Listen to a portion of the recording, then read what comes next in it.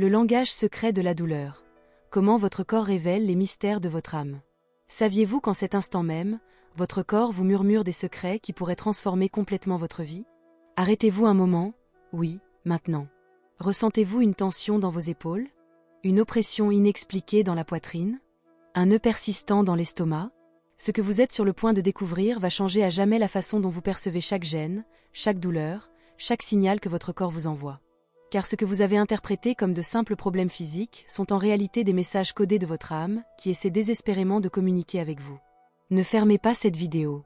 Dans les prochaines minutes, vous allez découvrir pourquoi ce mal de tête récurrent n'est pas un hasard, pourquoi votre dos crie en silence, et comment chaque centimètre de votre être physique est une carte parfaite de votre monde émotionnel et spirituel.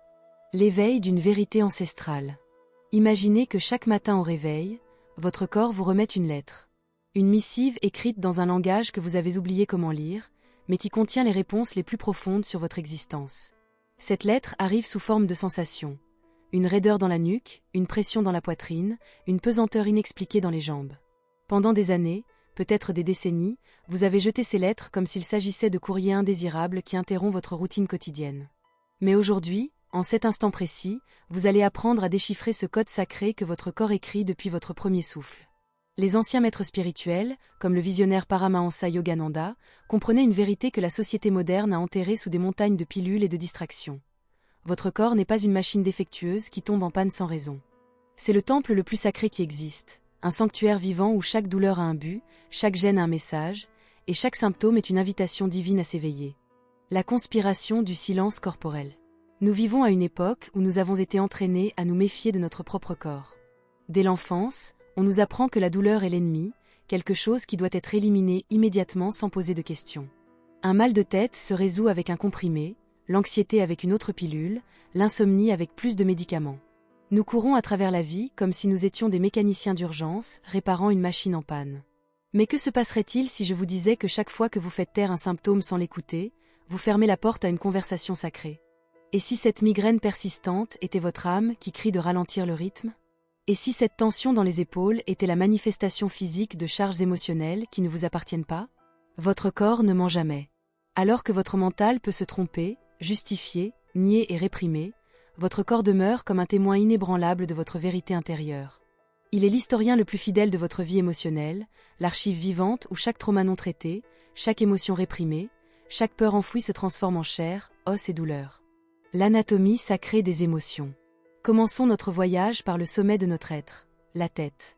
Cette douleur lancinante qui apparaît sans prévenir, cette pression qui s'installe comme un casque invisible, n'est pas simplement le résultat d'une déshydratation ou d'une mauvaise posture.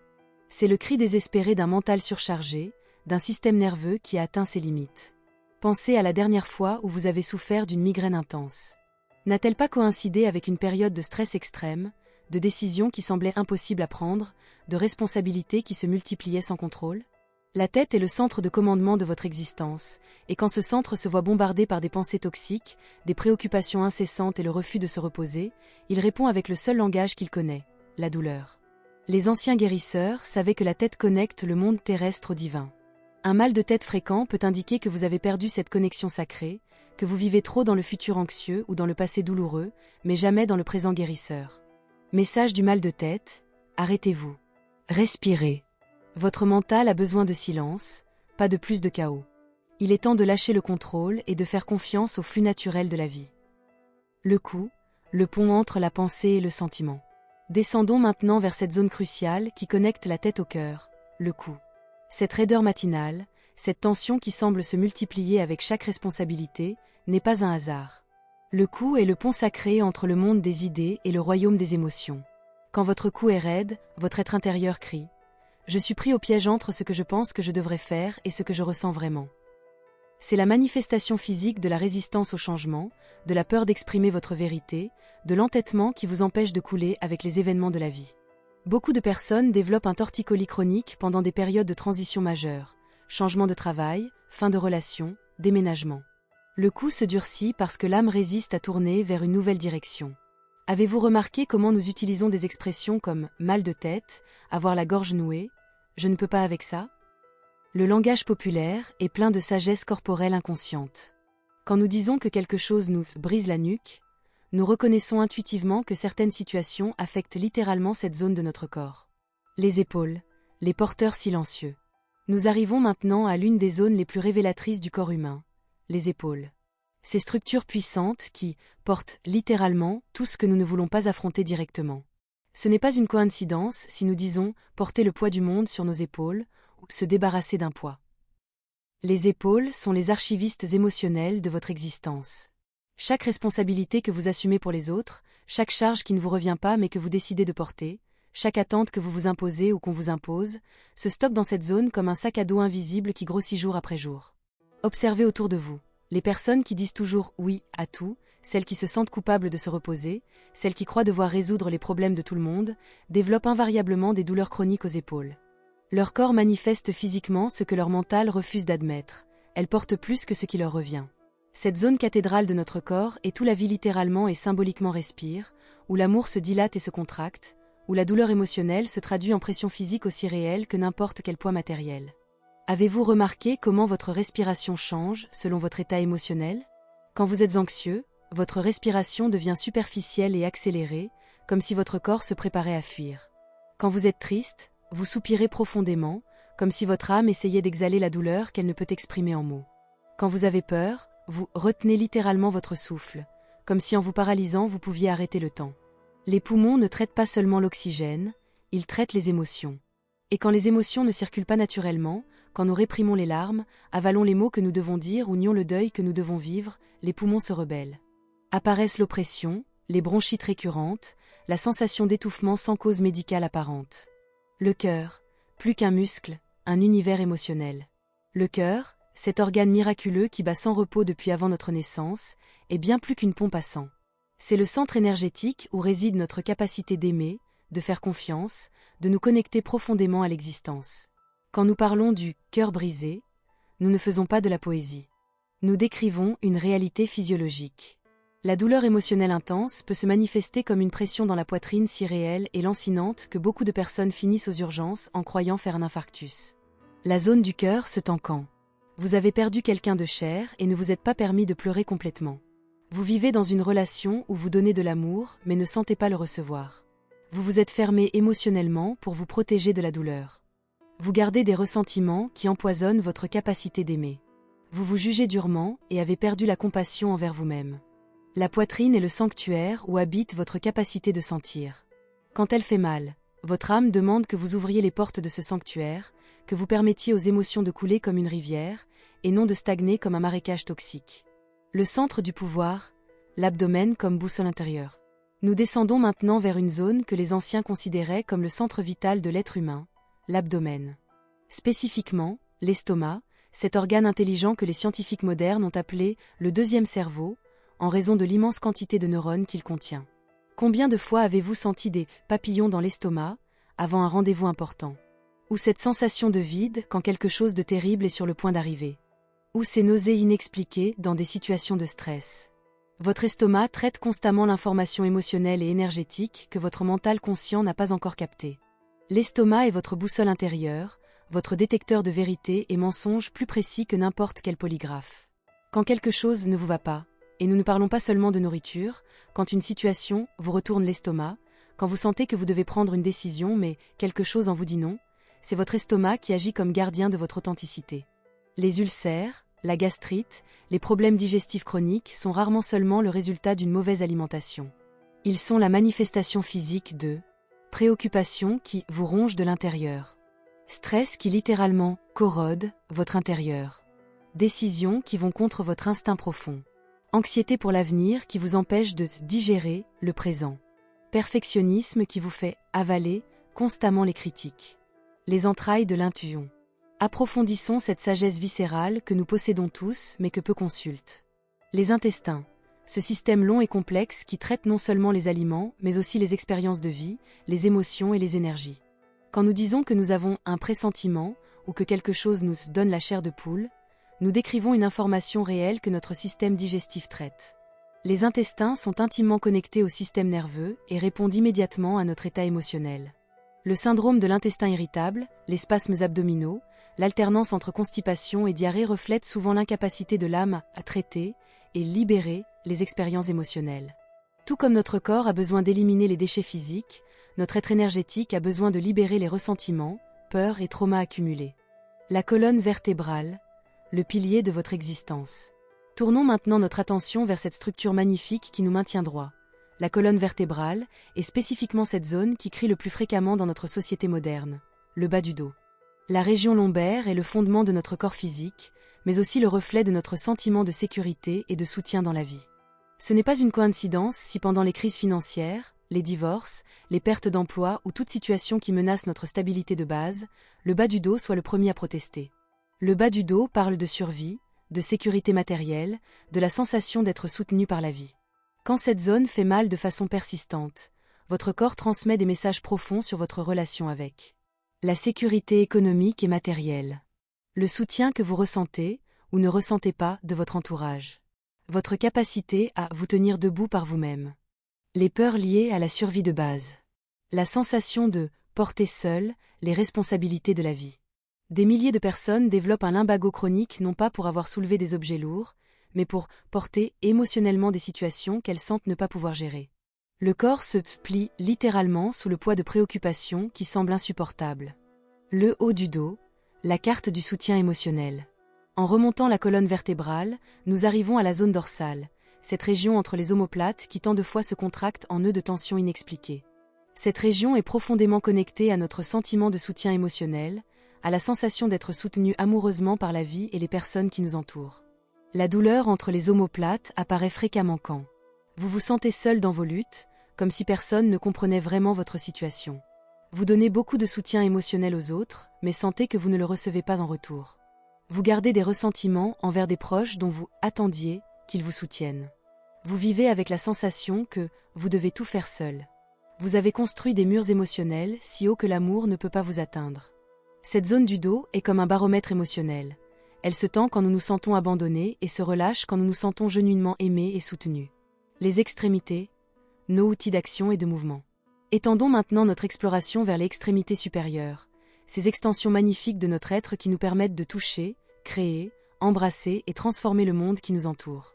Les bras et les mains sont nos instruments de manifestation, les outils à travers lesquels nous amenons notre monde intérieur à la réalité externe.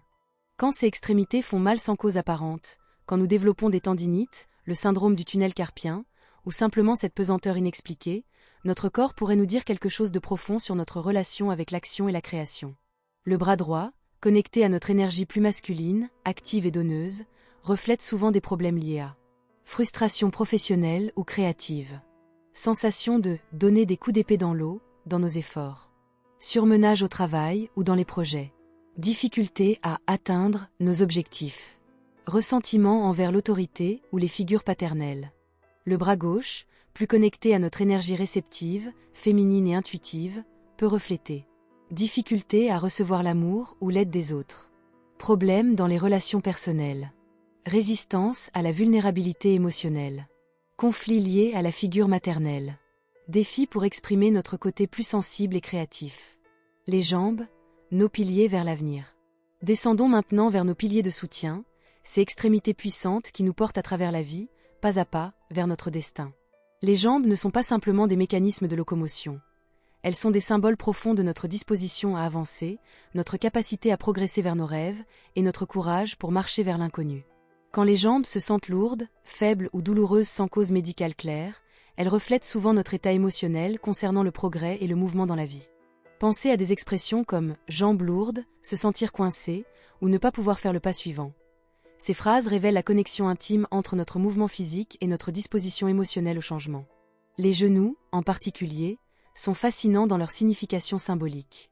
Ces articulations qui nous permettent la flexibilité dans le mouvement, qui nous laissent nous agenouiller en prière ou soumission, qui se plient pour nous aider à nous adapter aux terrains difficiles, deviennent souvent douloureuses quand nous luttons avec des problèmes de flexibilité dans la vie. La douleur au genou peut indiquer résistance au changement ou peur de l'avenir. Entêtement ou rigidité dans notre approche de la vie. Difficulté avec l'humilité ou demander de l'aide. Peur de se plier ou d'être vulnérable. Problème pour accepter notre place dans des situations ou relations. Les chevilles et pieds, notre connexion directe avec la terre, reflètent notre sentiment de stabilité, d'équilibre et de sécurité pour aller de l'avant. Quand ces zones font mal, nous pourrions expérimenter Incertitude sur notre direction dans la vie. Peur de faire des pas vers nos rêves. Nous sentir instables ou sans soutien sur notre chemin actuel. Résistance à tenir notre terrain dans des situations difficiles. Perte de connexion avec nos racines ou fondements. Avant de continuer à explorer plus profondément ces mystères du corps et de l'âme, je veux vous inviter à vous abonner à la chaîne Camino Karma Divino. Ici, chaque semaine, nous partageons des connaissances ancestrales et la sagesse spirituelle qui peuvent transformer complètement votre compréhension de la vie. Si ce message résonne profondément en vous, cela signifie que vous êtes prêt à approfondir davantage les mystères de votre propre existence. Appuyez sur ce bouton d'abonnement et rejoignez notre communauté d'âmes qui s'éveillent à leur vrai pouvoir. La peau, la frontière entre le moi et le monde. Explorons maintenant le plus grand organe de notre corps, cette frontière délicate qui sépare notre monde intérieur de l'environnement externe, la peau. Cette barrière sophistiquée n'est pas simplement une couverture protectrice. C'est un organe sensoriel incroyable qui traite constamment l'information sur notre relation avec le monde qui nous entoure. La peau reflète, comme aucun autre organe, notre état émotionnel concernant comment nous nous voyons et comment nous voulons que les autres nous voient. Quand nous développons des éruptions, boutons, eczéma ou autres conditions de la peau sans cause médicale apparente, notre corps pourrait exprimer des anxiétés profondes liées à peur d'être jugé ou critiqué par les autres, honte ou insécurité concernant notre vrai moi, difficultés avec les limites dans les relations, se sentir à vif ou hypersensible à la critique externe, problèmes avec l'auto-acceptation et l'amour-propre. L'acné chez l'adulte, par exemple, apparaît souvent pendant des périodes de stress émotionnel intense, de transition importante de la vie, ou quand nous luttons avec des problèmes d'estime de soi. La peau éclate, littéralement quand notre turbulence intérieure a besoin d'expression externe. L'eczéma et la dermatite se corrèlent fréquemment avec des situations où nous nous sentons enflammés émotionnellement, où quelque chose ou quelqu'un nous irrite constamment, mais nous n'avons pas trouvé de façon saine d'exprimer ou résoudre ces sentiments. Le psoriasis, cette condition où la peau produit des cellules trop rapidement, créant des plaques épaisses et squameuses, reflète souvent des situations où nous sentons le besoin de créer une armure ou protection contre la douleur émotionnelle. C'est comme si le corps essayait littéralement de construire des barrières plus épaisses pour protéger l'âme sensible à l'intérieur. L'art d'écouter. Transformer la douleur en sagesse. Maintenant que nous avons voyagé à travers la géographie sacrée de notre corps, il est temps d'apprendre l'art le plus important de tous. Comment vraiment écouter les messages que notre être physique nous envoie constamment. La plupart des personnes passent toute leur vie dans une relation adverse avec leur corps. Quand la douleur apparaît, leur réponse immédiate est « Comment puis-je faire disparaître cela le plus vite possible ?» Mais que se passerait-il si au lieu de traiter la douleur comme un ennemi, nous la traitions comme un messager qui apporte des nouvelles importantes? Le rituel de l'écoute profonde. Voici une pratique puissante que vous pouvez commencer aujourd'hui. Étape 1. Créer un espace sacré. Trouvez un endroit tranquille où personne ne vous dérangera. Asseyez-vous confortablement et fermez les yeux. Prenez plusieurs respirations profondes, permettant à votre système nerveux de se calmer. Étape 2. Scanner corporel. Déplacez lentement votre attention à travers chaque partie de votre corps, en commençant par le haut de votre tête et descendant graduellement. Notez toute zone où vous ressentez tension, douleur, inconfort ou même engourdissement. Étape 3. Investigation focalisée. Quand vous trouvez une zone d'inconfort, placez votre attention là gentiment. N'essayez pas de la changer ou de la faire disparaître. Respirez simplement vers cette zone et demandez doucement « Que veux-tu que je sache ? Quel message as-tu pour moi ?» Étape 4. Écoute patiente. N'attendez pas de réponse immédiate. Parfois les messages arrivent comme images, parfois comme émotions, parfois comme des insights soudains sur des situations de votre vie. Faites confiance à ce qui émerge. Étape 5. Dialogue et gratitude. Reconnaissez toute information que vous recevez. Même si elle n'a pas de sens complet initialement, remerciez votre corps de partager sa sagesse avec vous. Cas réel de transformation. Permettez-moi de partager quelques histoires réelles de personnes qui ont découvert les connexions profondes entre leurs symptômes physiques et leur état émotionnel spirituel. Marie, une cadre de 45 ans, souffrait de migraines débilitantes pendant des années. Après avoir commencé à pratiquer l'écoute profonde, elle réalisa que ses maux de tête apparaissaient toujours pendant des périodes où elle se sentait submergée par des responsabilités qui appartenaient vraiment à d'autres personnes. Quand elle commença à établir des limites saines et à dire « non » plus souvent, ses migraines diminuèrent dramatiquement. Charles, un enseignant de 38 ans, développa une douleur chronique du bas du dos après son divorce. À travers ce processus d'investigation, il découvrit que la douleur représentait sa peur de ne pas pouvoir se soutenir lui-même, financièrement et émotionnellement comme homme célibataire. Tandis qu'il travaillait à travers ses peurs et commençait à faire confiance en ses propres capacités, sa douleur de dos se résolut graduellement. Anne, une artiste de 29 ans, souffrait de problèmes digestifs chroniques. Quand elle commença à écouter profondément, elle réalisa que ses problèmes d'estomac s'intensifiaient toujours quand elle était dans des situations où elle sentait qu'elle devait avaler son expression authentique pour plaire aux autres. Tandis qu'elle commençait à honorer sa voix créative et exprimer sa vérité plus ouvertement, sa santé digestive s'améliora significativement. L'intégration. Vivre en harmonie comme deux. L'objectif ultime de comprendre la signification spirituelle de la douleur physique n'est pas simplement d'éliminer les symptômes. C'est d'atteindre une vraie intégration, un état où corps, mental et esprit travaillent ensemble en harmonie plutôt qu'en conflit. Cette intégration requiert 1. Respect pour tous les aspects de votre être. Reconnaître que vous n'êtes pas simplement un mental qui a par hasard un corps, ou un esprit qui est temporairement piégé sous forme physique. Vous êtes un être intégré où chaque aspect, physique, émotionnel, mental, spirituel, est également valide et important. 2. Communication régulière avec votre corps. Faire de la pratique d'écoute du corps une partie régulière de votre routine quotidienne, comme se brosser les dents ou manger. Votre corps change et évolue constamment, et des contrôles réguliers vous aident à rester aligné avec ses besoins. 3. Honorer tant les soins médicaux que la conscience spirituelle. Comprendre que chercher des soins médicaux quand nécessaire ne contredit pas la compréhension spirituelle. Une approche vraiment intégrée utilise tous les outils disponibles, médicaux, psychologiques et spirituels, pour soutenir la guérison. 4. Changement de style de vie qui soutiennent l'intégration. Ceci pourrait inclure méditation régulière ou pratique de pleine conscience. Mouvement physique qui se sent bien pour votre corps. Choix nutritionnels qui soutiennent votre bien-être général. Créer des limites qui protègent votre énergie. Participer à l'expression créative qui nourrit votre âme. Construire des relations de soutien qui nourrissent tous les aspects de votre être.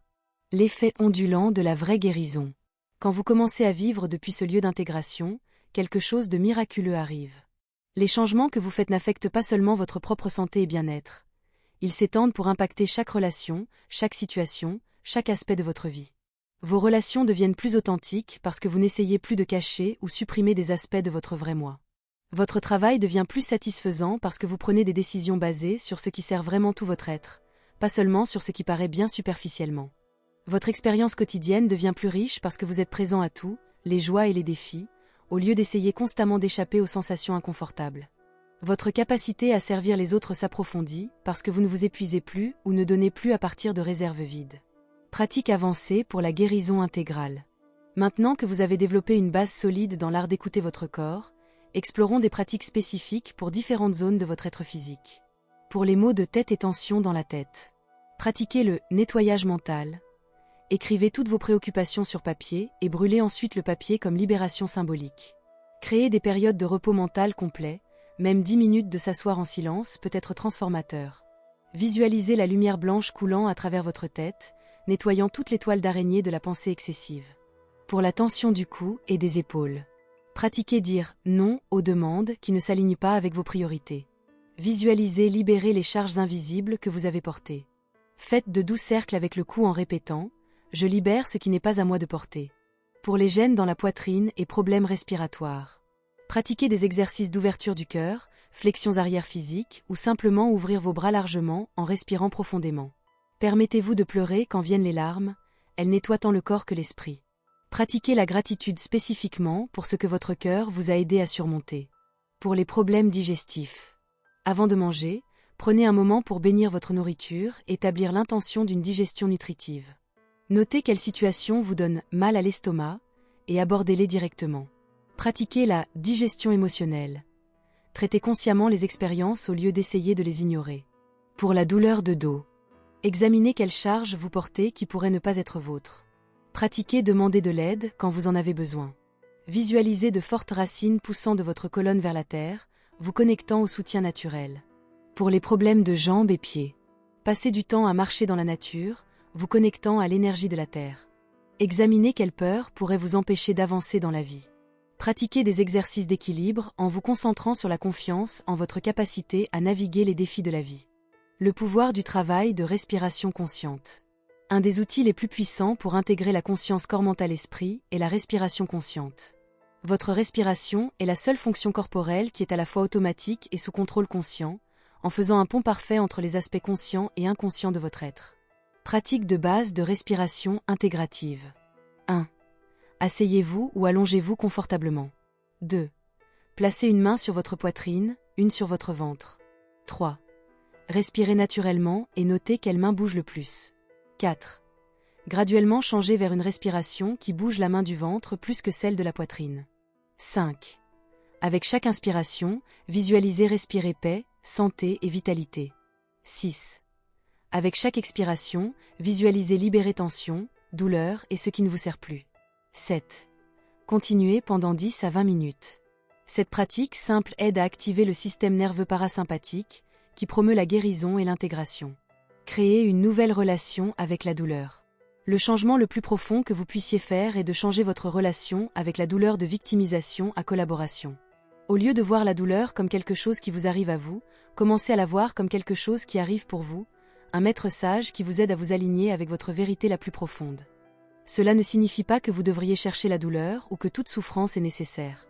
Cela signifie reconnaître que quand la douleur apparaît, elle apporte souvent avec elle des cadeaux de sagesse, croissance et redirection qui ne seraient pas disponibles seulement à travers le confort.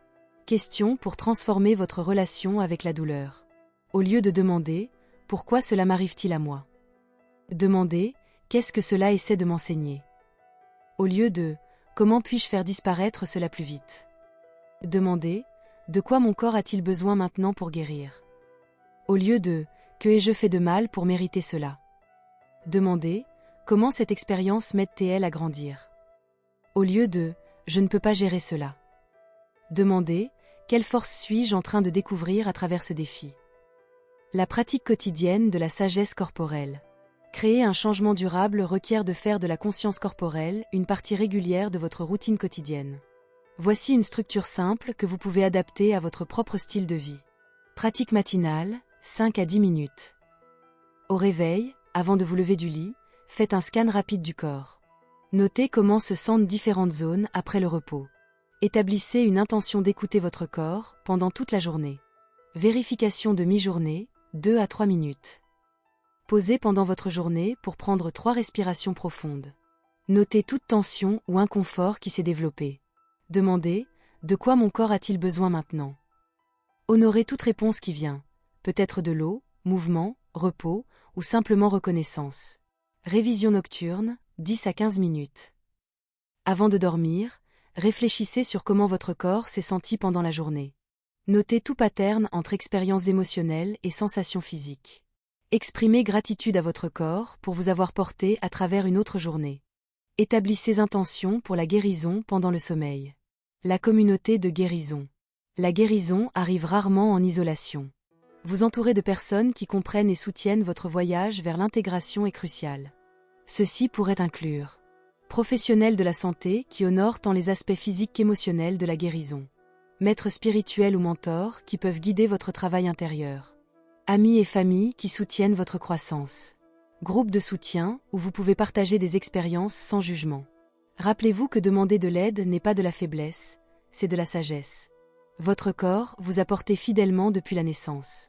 Il mérite tout le soutien et soin que vous pouvez fournir. L'éveil d'une nouvelle conscience. Nous sommes témoins d'une révolution silencieuse dans la conscience humaine.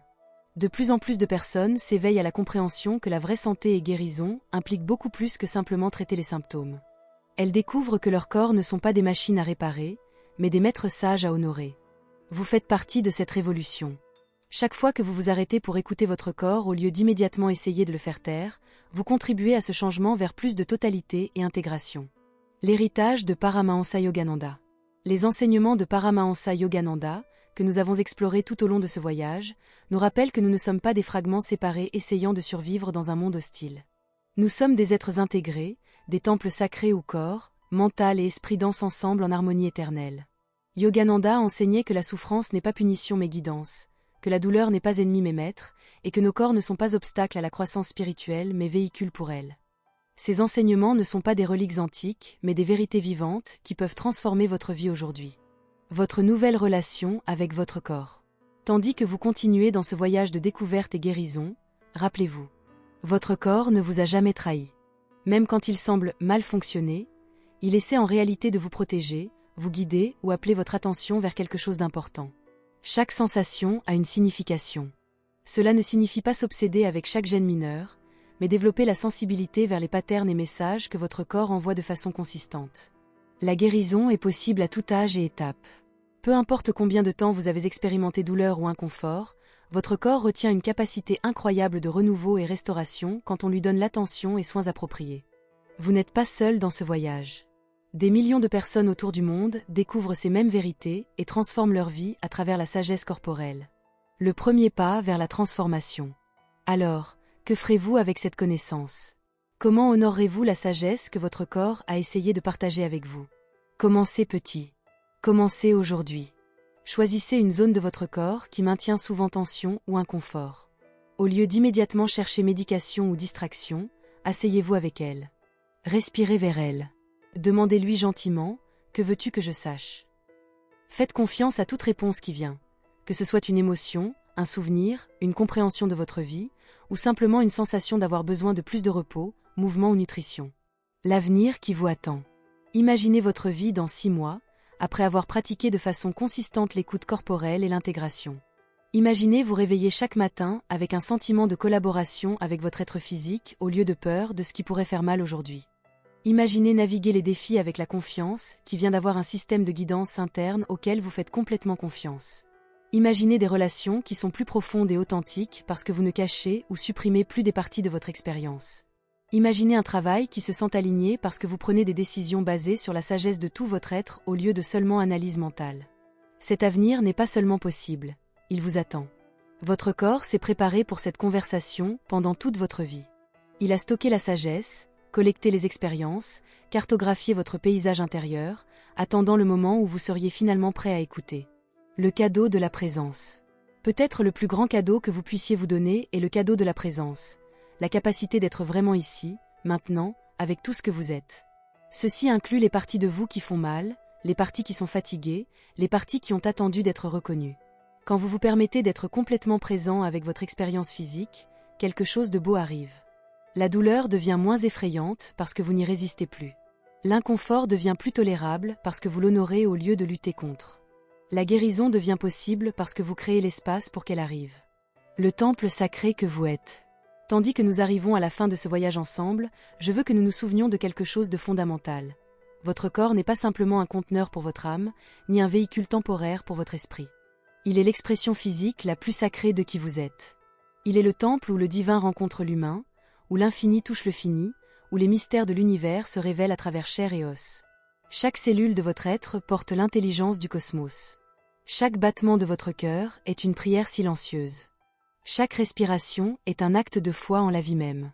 Votre corps est le miracle le plus extraordinaire que vous expérimenterez jamais, et il mérite d'être traité avec la révérence et respect que vous donneriez à l'autel le plus sacré. La transformation continue. Ceci n'est pas la fin de votre voyage, mais à peine le commencement.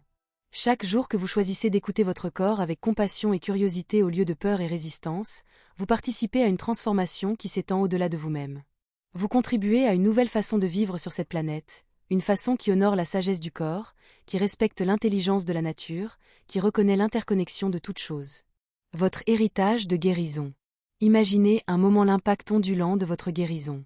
Quand vous vous guérissez, vous n'améliorez pas seulement votre propre vie, vous contribuez à la guérison collective de l'humanité. Vos enfants, si vous en avez, apprendront une relation plus saine avec leur propre corps. Vos amis seront inspirés à écouter plus profondément leurs propres signaux internes.